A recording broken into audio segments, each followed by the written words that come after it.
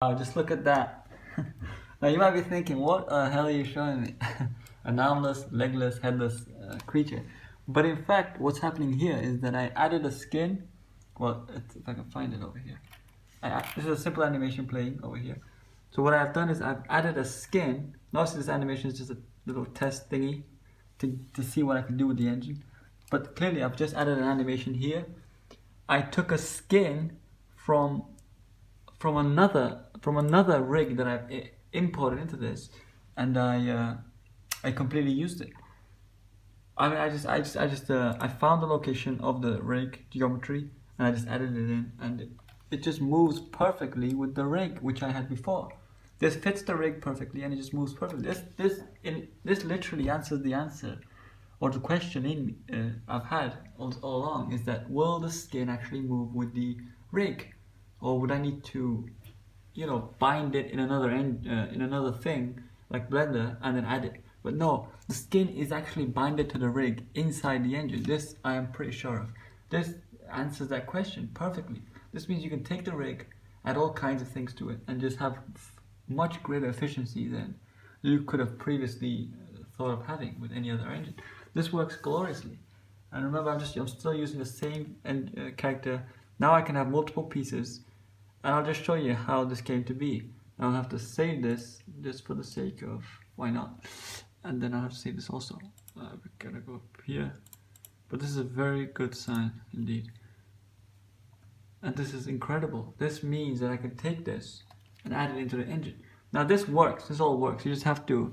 You take an FBX, you put it in there, you place it, and then you take the skin that was given to the FBX, and then you choose the correct rig or the correct bone placement. You go over here, down here, into the attachments. You go into skin attachment, and you change the geometry to the one that you imported, whichever one.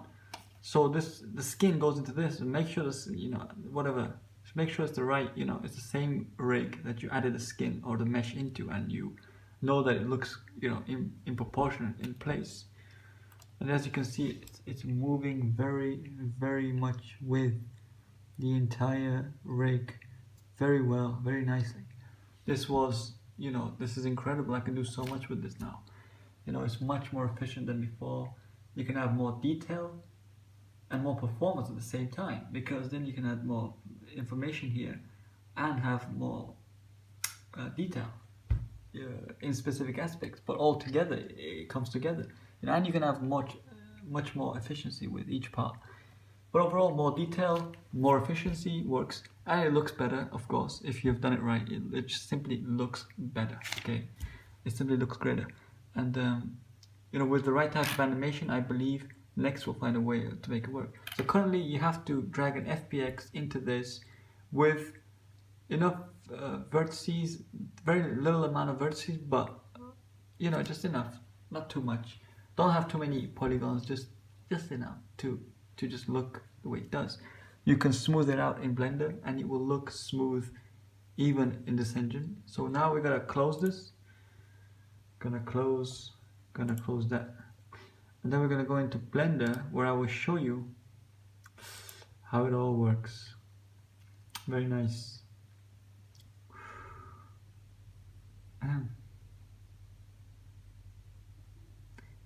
Very nice indeed.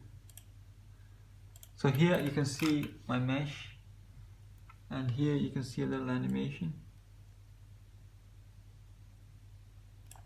There you can see a little. So let's play the animation.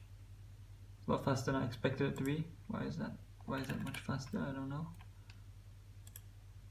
It was pretty slow yesterday, but whatever. Well, that's a bit too fast.